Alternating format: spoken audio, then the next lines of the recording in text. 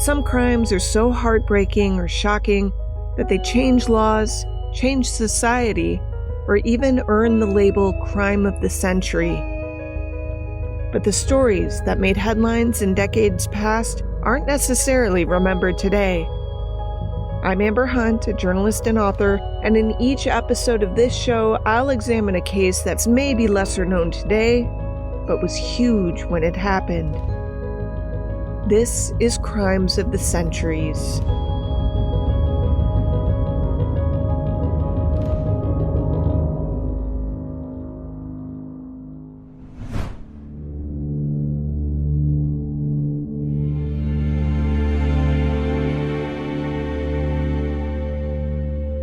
Peter Buxton believed in his work.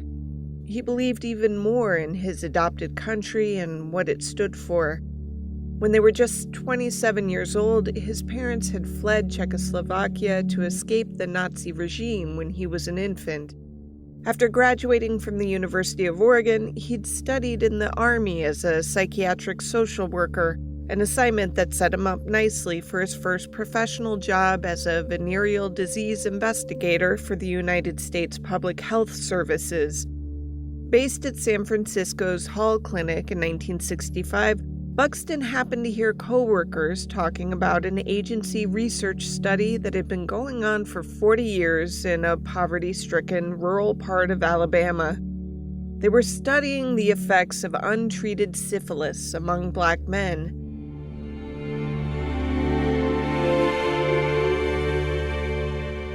The operative word here is untreated, like they weren't being given treatment, though treatment existed. Buxton said, quote, "It didn't sound like what a PHS institution should be doing," end quote. He didn't think most doctors would like it either. What about the Hippocratic Oath? What about first do no harm? Buxton needed more info. What he was hearing couldn't be the whole story, or even the truth. So he asked the Centers for Disease Control for more information on the study. He found it included more than 623 poorly educated Black men, 400 or so who had syphilis, with the rest being a control group that did not. And the vast majority of the inflicted had never been treated for the disease. Like, ever. To Buxton's dismay, he also discovered that physicians in the service who had treated any of these men, say accidentally while attending to separate infections, were reprimanded for, quote-unquote, ruining one of our volunteers. What the physicians had done was give the man a course of penicillin, a veritable wonder drug that had been available since the 1940s. But not to the 400 syphilis-stricken men in Alabama. Buxton immediately saw the similarities between this study, as he understood it, and what the Nazis had done during the war when they had wantonly experimented on human subjects without their consent and without concern for their welfare. Buxton thought a lot of someone somewhere had missed the memo that this country did not behave this way. In November 1966, he wrote a report to Dr. William Brown, head of venereal disease for the Public Health Service, condemning the immorality of its actions in this case and questioning if the purpose of the study was simply to see how badly these men would die. He mentioned the Nazis. His supervisor agreed to send the report along, but wanted no part in the fallout he imagined was about to come Buxton's way. Another supervisor called his report trash. Though he received no reply, Buxton was nevertheless soon invited to Atlanta to a syphilis conference, where he was escorted into a small conference room for the express purpose of being berated by Dr. Brown, who insisted the men in the study were volunteers, and that the study was justifiable in 1932, given the tenor of the times then, and it was justifiable now, given the study's value to science. Buxton was referred to as a lunatic. He was not. A year later, he enrolled in the University of California at San Francisco's Hastings Law School. He was busy, but still took every chance he got to tell anyone who might listen about the study. A few people listened, but they didn't care.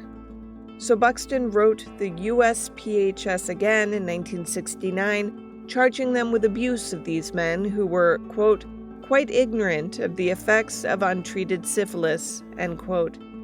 The right thing to do was simple, he wrote. Give the men treatment now and compensate them for their suffering. The PHS, knowing that the country was in the midst of a civil rights awakening that was sometimes violent, feared public disclosure would fan that flame, so they got themselves a blue ribbon panel to study the matter. That panel decided that, despite the fact that dozens of the untreated men had died sooner than the unaffected control group, treating the surviving men now offered the possibility of tragic side effects. They also figured that those who were already dead were owed a debt to make the study worthy of their sacrifice. That is, the study would continue, though in their words, it would be upgraded scientifically. As author James H. Jones noted in his comprehensive history of the Tuskegee syphilis study, quote, no one with training in medical ethics was invited to the Blue Ribbon Panel meeting, none of the participants were black, and at no point during the discussion that followed did anyone mention the PHS's own guidelines on human experimentation, end quote. Buxton asked everyone he knew, including his law professors, what to do in light of this development.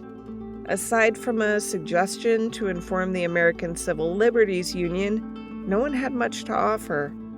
It would be tough, even he knew, to challenge medical authority on this. And Buxton had to finish law school first.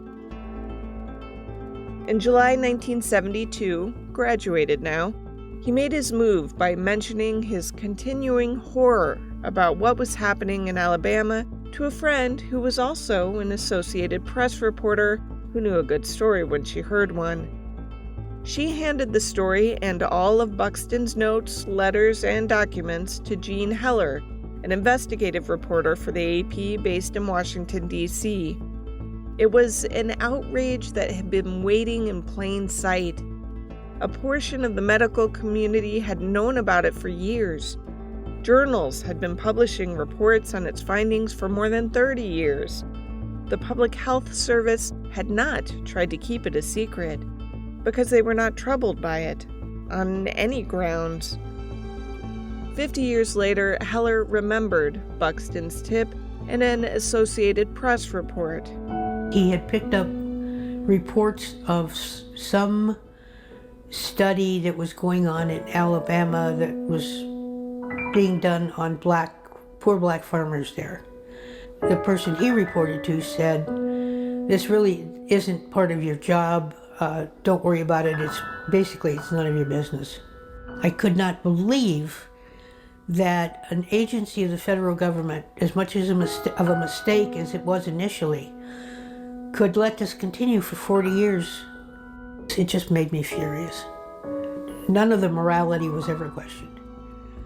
The story broke in the Washington Star on July 25, 1972. The headline, Syphilis victims in U.S. study went untreated for 40 years. The next day, the Department of Health, Education, and Welfare launched a full investigation into the study.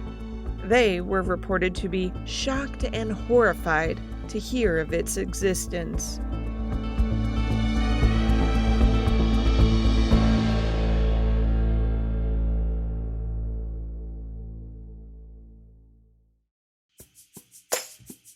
Crimes of the Centuries is sponsored by BetterHelp. I have a few self-care non-negotiables. One is exercise, another is therapy. I'm a huge believer in therapy. I have been my whole life, well, at least beginning in my teens. It has helped me understand why I react to some of the things the way I do and forgive myself for being a jerk in my 20s when I was just a walking ball of hurt.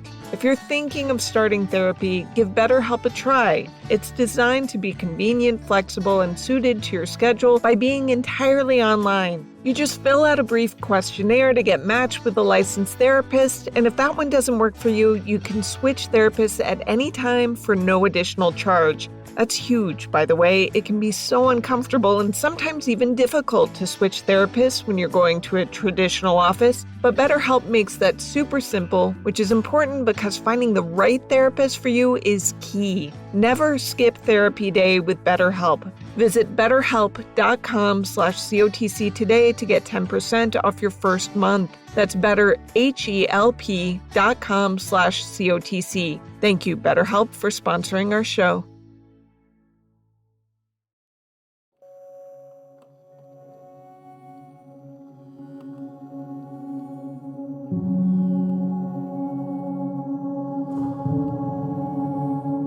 If you don't know much about syphilis, consider yourself lucky.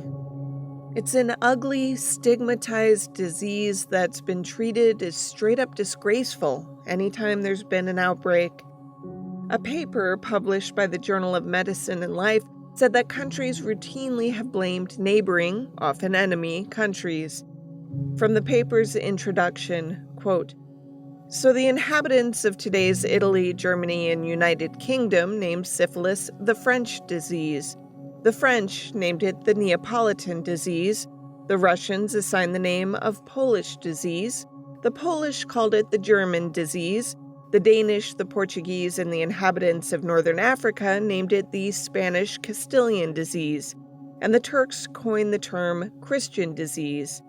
Moreover, in northern India, the Muslims blamed the Hindu for the outbreak of the affliction. However, the Hindu blamed the Muslims, and in the end, everyone blamed the Europeans." End quote. The disease's origin story isn't totally clear. Some people believe the first version of syphilis appeared well into the BCs, but we'll focus on the AD incarnations. It was recognized in 15th century Europe as a new disease, after which it was believed to infect many famous people, including political figures like King Charles VIII, Queen Mary I, Catherine the Great, Paul I, and Vladimir Lenin. Writer Leo Tolstoy is suspected to have had it, as was philosopher Friedrich Nietzsche.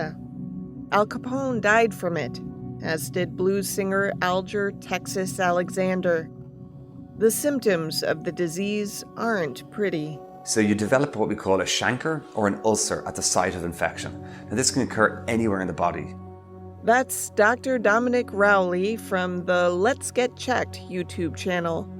Don't worry, I won't get too graphic with all this, but as Dr. Rowley explains, syphilis starts quietly with an ulcer, then spreads all around your body. You might get headaches or dizziness or suffer hearing problems. Your lymph glands might swell up in your throat or under your arms. Then it enters its most serious phase, when it can affect your brain. It can cause dementia or an Alzheimer's type disease. It can also affect your heart, the arteries of your heart. It can cause aneurysms and also affects your bones. So it can be a very, very serious infection when it's at its third stage. The condition has always fascinated doctors. Between 1891 and 1910, researchers in Oslo, Norway, examined several hundred white men who had untreated syphilis. In 1929, they published a report that said that cardiovascular issues, most leading to death, were far more common than those associated with neurologic or brain functioning. That generally jibed with what doctors in the U.S. had been seeing in their black patients as well, but not everyone was convinced.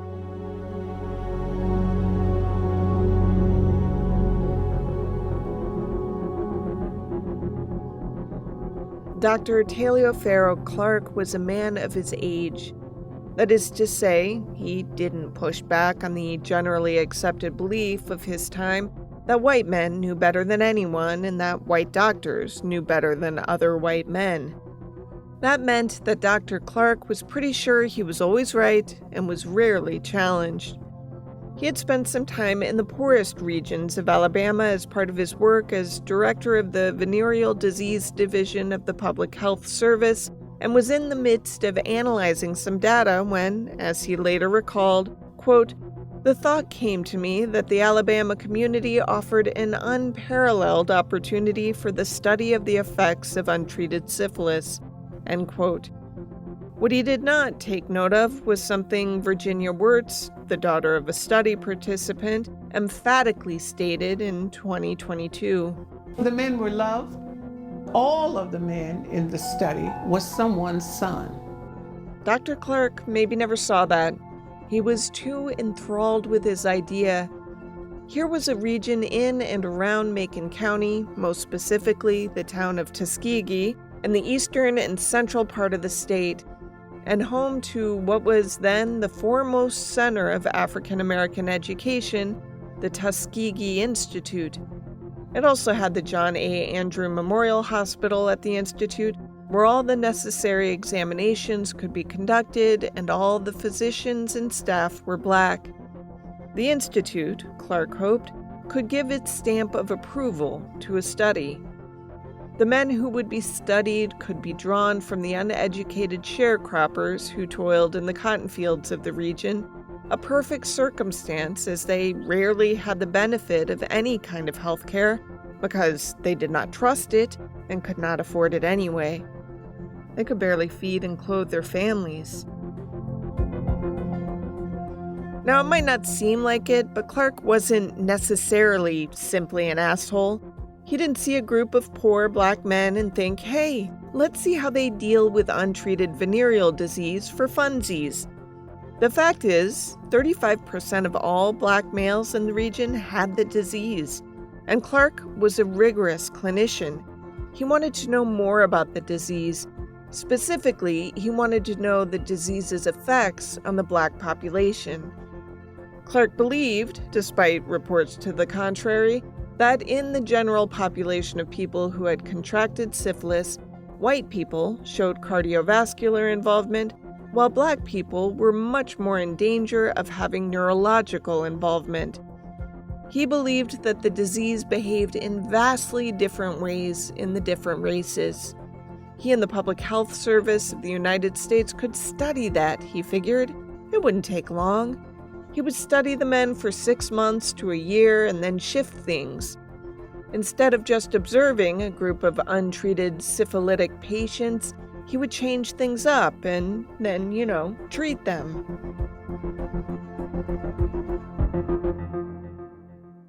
Convincing the Alabama State Board of Health and the County of Macon was not hard.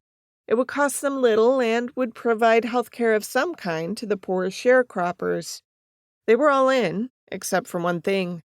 Health board officials and Macon County's private doctors insisted on a partial program of treatment from the start. As an aside here, in the 1900s, Paul Ehrlich, a German chemist, found that compounds of dangerous metals such as arsenic-based drugs, which were injected, and mercury, used as a rub, were effective in treating the disease.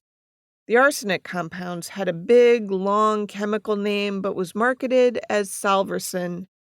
The work earned Ehrlich a Nobel Prize in 1908. It is the first use of what we now know as chemotherapy.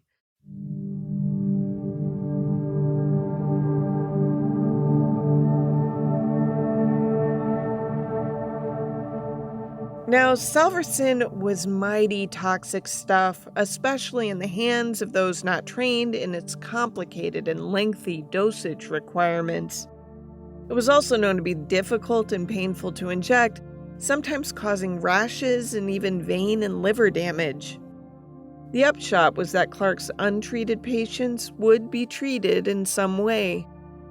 A PR campaign was launched to convince the white farmers who employed the sharecroppers to let their employees participate.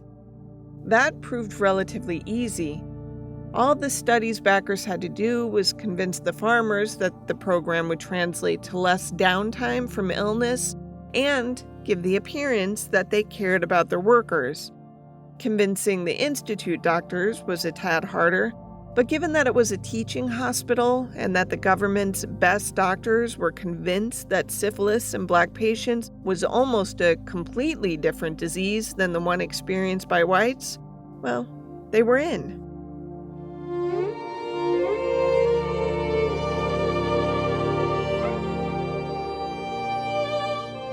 Dr. Raymond Vondeleur, white, 35 and idealistic, was put in charge of the study and, importantly, did a lot of the field work it entailed.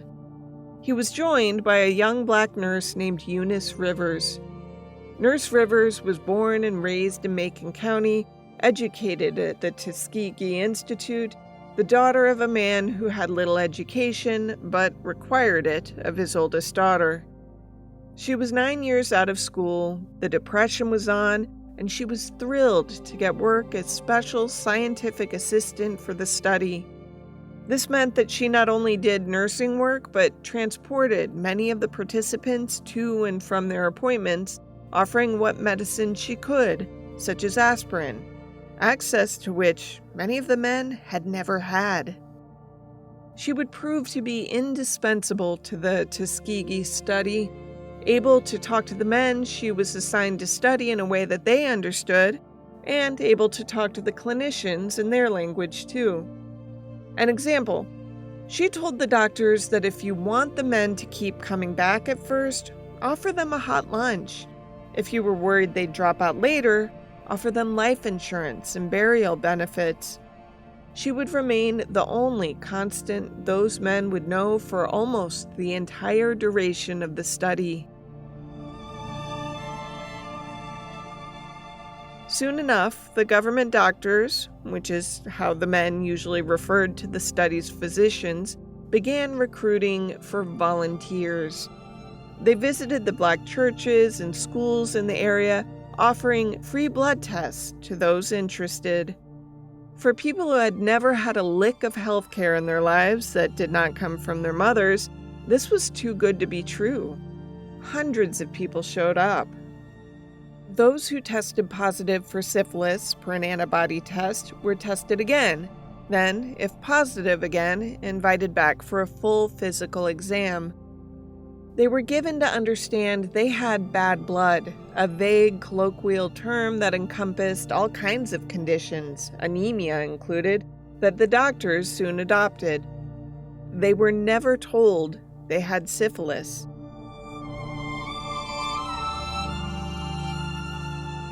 Ernest Hendon, one of the men selected to be in the study, was told, "It was a program they said was helping the people, on it, If they joined that, they could, get some results out of it. Some medical care, something like that. I might have been 20 years old then. I never could understand what it was all about." According to the administrators of the study, participants had to be 25 and have never been given any kind of treatment, though now they were given Salvarsan.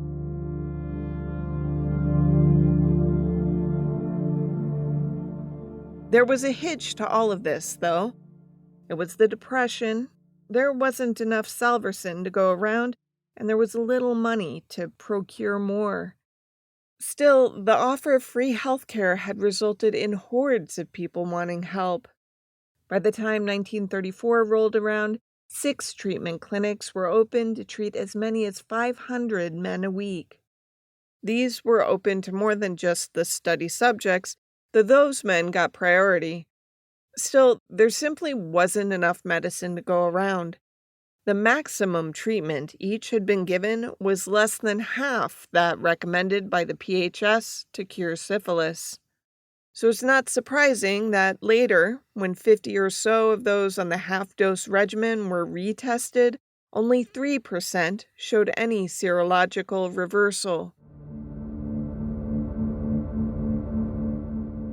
Soon enough, the money for meds ran out altogether, and the treatment stopped for what the doctors and Nurse Rivers believed was a temporary 6-month period. It would never resume.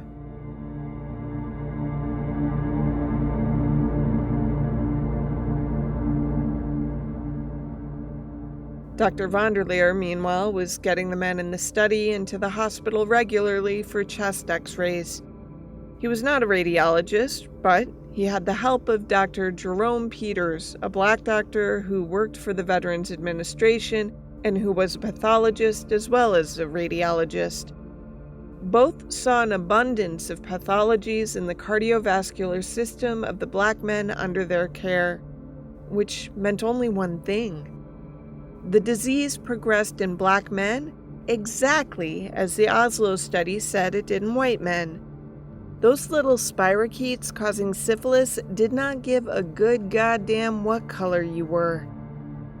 That could have been a eureka moment that halted the study and shifted the doctor's focus back where it should have been, on treating men suffering from syphilis. But that's not what happened.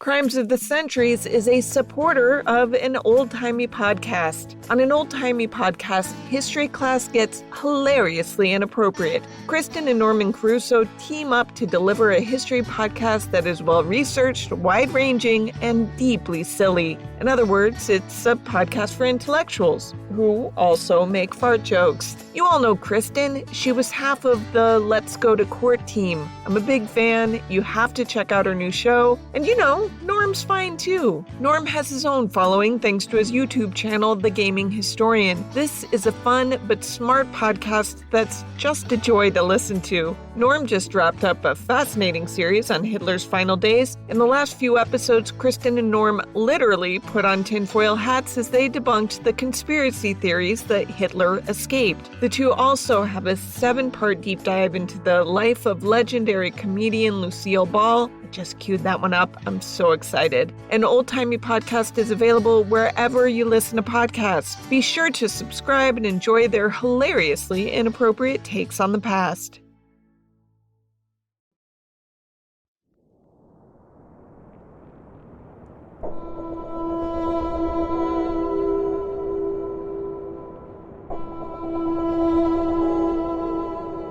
No matter how closely Dr. Vanderleer looked for any signs of neurosyphilis in his black patients, he couldn't find any. He reasoned this away.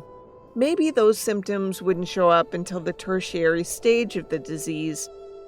But still, it bothered him because the whole premise of the study was that it did show up earlier in black men than in white. Why wasn't he seeing any sign of it early on in any of the men? Dr. Clark consoled him, explaining that it was hard to recognize cognitive impairment in men who had such low intellect to begin with and lacked cultural awareness. Okay, so it turns out Dr. Clark was an asshole after all.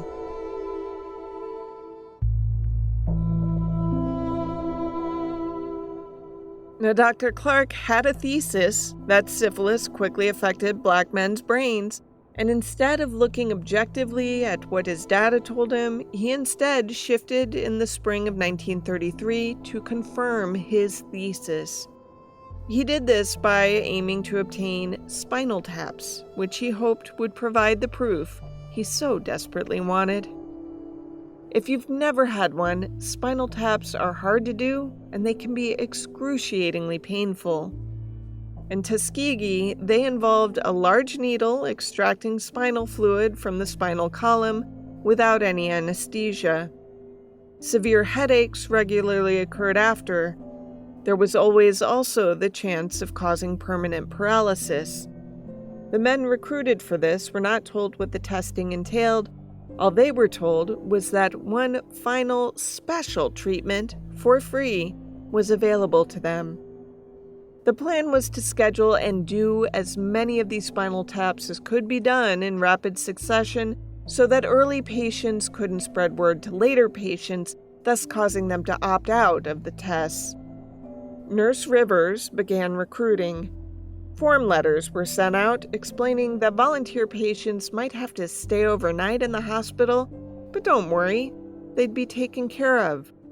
The letters concluded that this was their, quote, last chance for special free treatment, end quote.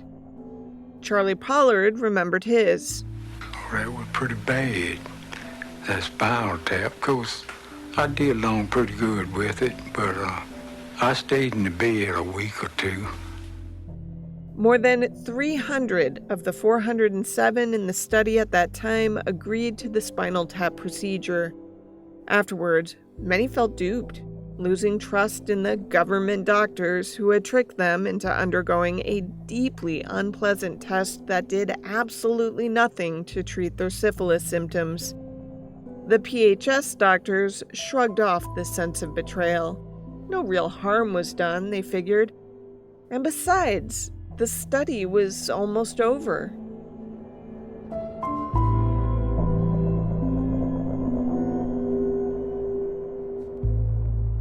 The official end date for the United States Public Health Service study of untreated syphilis in the male Negro was officially May of 1933. Even Nurse Rivers was let go. Then Dr. Clark retired as head of the venereal disease section of the service and was replaced by Dr. Vondeler, who wasn't ready to let the study die.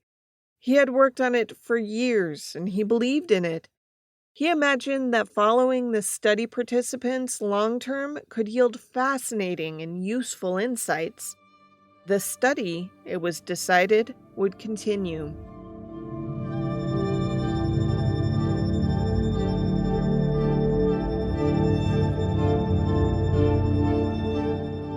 James H. Jones explained in his analysis of the study that this was only the first time a change in doctors would keep the program alive. Every time a doctor would move on from the position as head of the department, he was replaced by a doctor who had worked on and believed in the study. So it was self-perpetuating, now with study administrators going out of their way to make sure no one treated their quote-unquote volunteers following the men for the duration of their lives, their names appearing on lists throughout Macon County and eventually beyond as patients who were not to be given any real medical care. Let me repeat that. The study participants' names were distributed to outside doctors and medical facilities as people who were not to be given real medical care. This included the use of penicillin for any bacterial infection, after the drug became widely available in the 1940s, for fear its introduction into the systems of the participants might skew the study's results, which seems unnecessarily rigorous and, of course, immoral as hell. Dr. John Cutler worked as a medical officer for the PHS from 1942 to 1967. He was the one who would later refer to Peter Buxton as a lunatic. Here he is defending the study. We have no compunction about sending our youth away to war when it's in the national interest. And in terms of syphilis, was the leading cause of infant maternal mortality, leading single cause of admission to mental hospitals, and many other things. So it was in the national interest to get the information so that you could provide the greatest protection for the entire community, black and white. When World War II broke out, the study had to jump through new hoops to make sure that participants either were not taken into the armed forces or were exempt from treatment for syphilis while there. In 1943, Dr. John Heller became head of the Public Health Service's Department of Venereal Disease. It would have seemed a particularly fabulous time to call a halt to the study, as penicillin was now available for easy distribution to the men, and it worked really well to cure syphilis. That was not even discussed, Dr. Heller would say years later. Around the same time, when Alabama law mandated that everyone between 4 and 50 be tested for tuberculosis and venereal disease and treated if found to be infectious, the study was exempted. Then, immediately after the war, when the extent of the Nazi war crimes became known, including the immoral and unethical experimentation on human beings, every doctor in America expressed horror and revulsion at the breach in not only medical ethics, but of humanity itself. That didn't raise much concern in the venereal disease division, as they saw no parallel. And the study continued, with special effort made to find even those men who no longer lived in or near Tuskegee. Study participant Ernest Hendon remembered, After I went to Cleveland, they still kept in contact with me.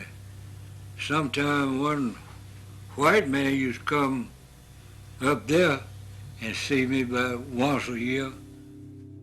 Throughout this study, the PHS doctors had to solidify the help they'd get from the region's doctors, the state health department, Macon County, and from the hospital on the Tuskegee campus.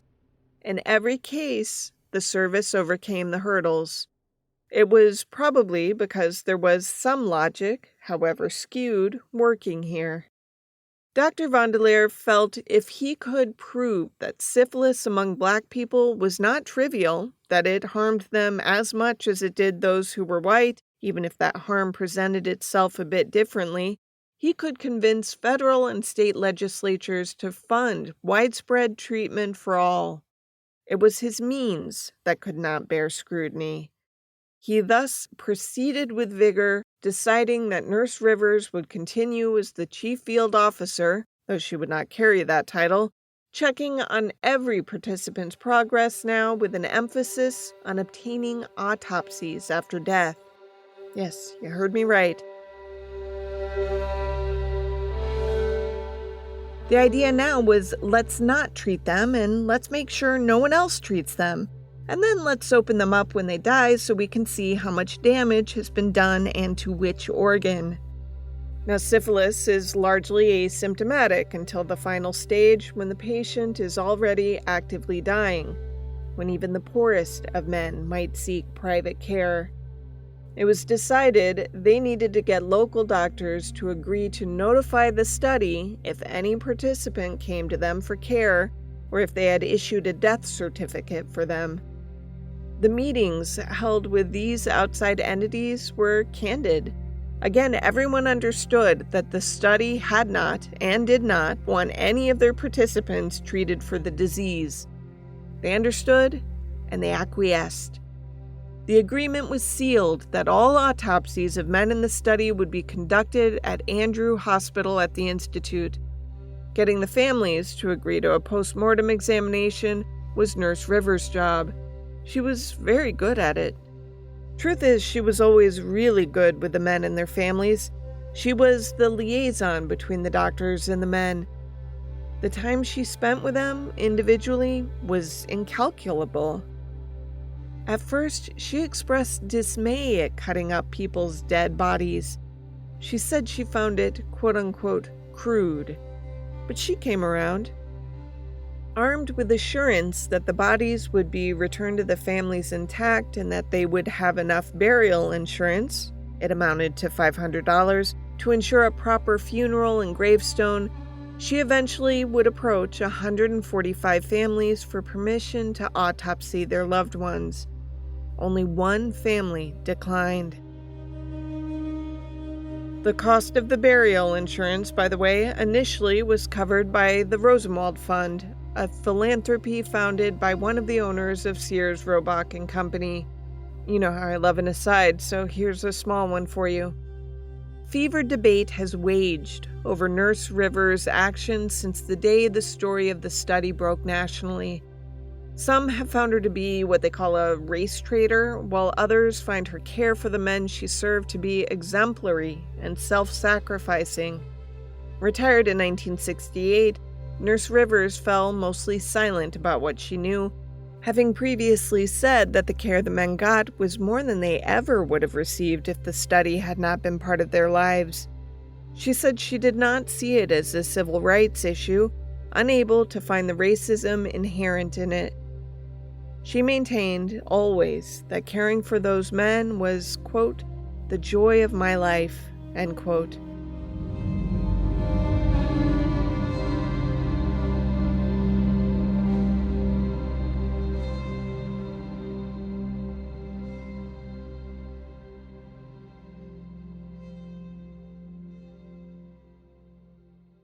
Crimes of the Centuries is a supporter of the Crime Writers On podcast, but I'll let them tell you all about it. Take it away, Kevin and Rebecca. Crime Writers On is the podcast where authors and journalists talk about the latest true crime series, documentaries, and podcasts. We talk about what's on the charts and find those up-and-coming podcasts that you'll be talking about. It's like a fun and smart book club discussing what makes good storytelling and teaching how to become a critical listener. Or not. And stick around for the Crime Writers' thumbs up, thumbs down reviews. It's the original true crime review podcast. Crime Writers On, wherever you get your podcasts. Like probably right here.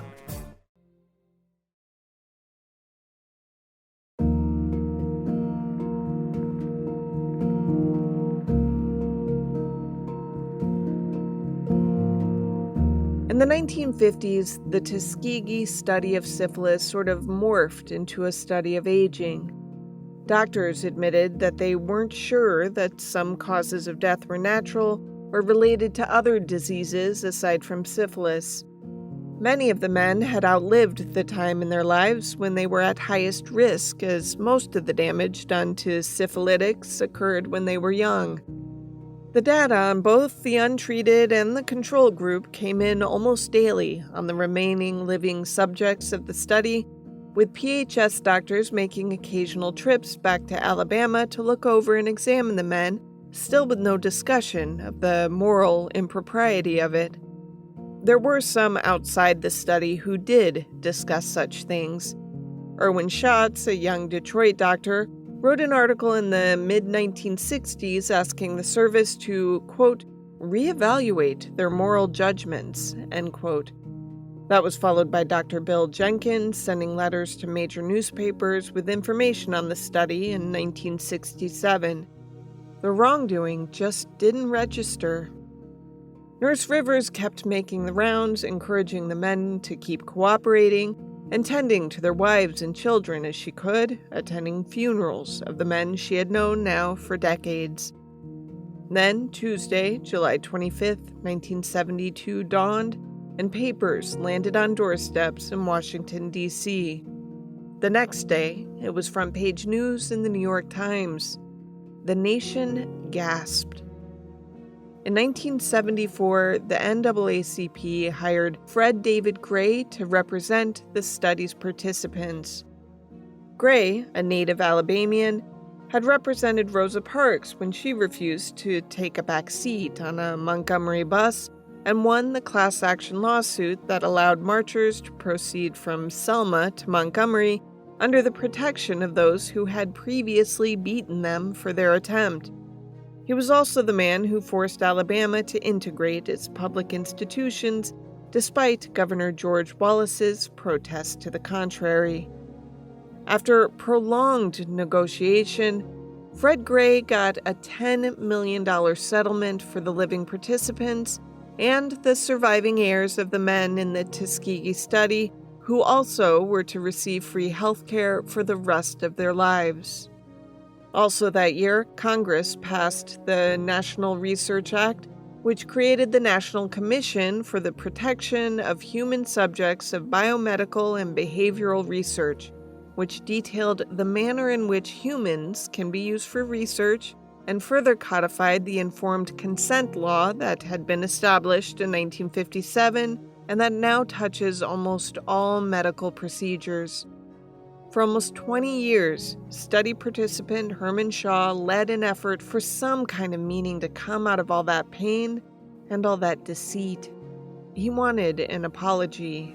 In order for America to reach its full potential, we must truly be one America. Black, red, white together, trusting each other, caring for each other, and never allowing the kind of tragedy which has happened to us in Tuskegee study to ever happen again. On May 16, 1997, a quarter century after the study was outed and then terminated, President Bill Clinton formally apologized to the men and their families. So today, America does remember the hundreds of men used in research without their knowledge and consent. We remember them and their family members. Men who were poor and African American, without resources and with few alternatives. They believed they had found hope when they were offered free medical care by the United States Public Health Service. They were betrayed. To the survivors, to the wives and family members, the children and the grandchildren, I say what you know. No power on earth can give you back the lives lost, the pain suffered, the years of internal torment and anguish. What was done cannot be undone, but we can end the silence. We can stop turning our heads away.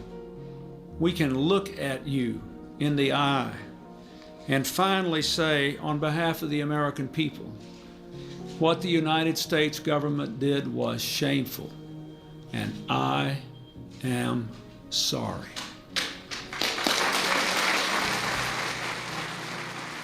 Ironically, some of the study's participants were not enthusiastic about the new attention given to them.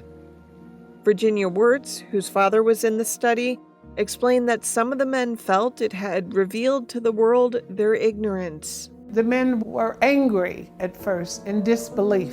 There was trauma and there was shame.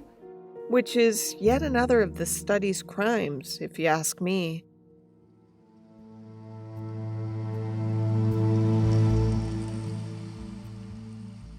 There were no prosecutions for crimes against humanity. No one was even reprimanded. A final report did conclude that the study was, quote, ethically unjustified in 1932, end quote, that withholding penicillin amplified the injustice, that the results of the study were relatively meager when weighed against the violation of basic ethical principles pertaining to human dignity. Jay Katz, a Yale University professor on the panel, added that, quote, the life expectancy of at least 40 was markedly decreased for lack of treatment, end quote. Yes, the study had killed people. Reporter Heller, 50 years after she helped terminate the study, still has questions that the Public Health Service hasn't bothered to answer. What we don't know is how many of their wives they infected, how many of their children caught it in the womb, how many of them died, how many people got terribly, terribly ill.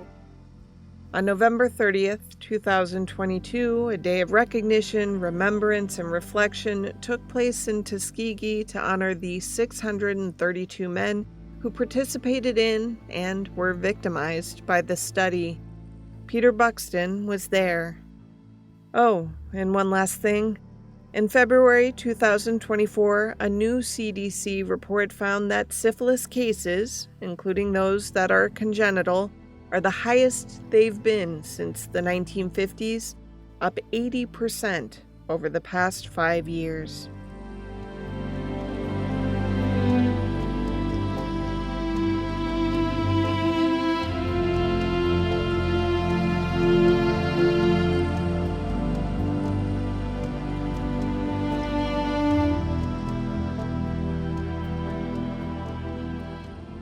To research this case, journalist Amy Wilson read Bad Blood, The Tuskegee Syphilis Experiment, A Tragedy of Race and Medicine by James H. Jones, and the final report of the Tuskegee Syphilis Study, Ad Hoc Advisory Panel, 1973. She also perused a lot of newspapers from 1972, watched Voices of the Tuskegee Study, a production of the Tuskegee Human Rights and Civil Rights Multicultural Center from 2002, Bad Blood by the Historical Recovery Channel, and 50 years later, Syphilis Study Still Haunts America by the Associated Press.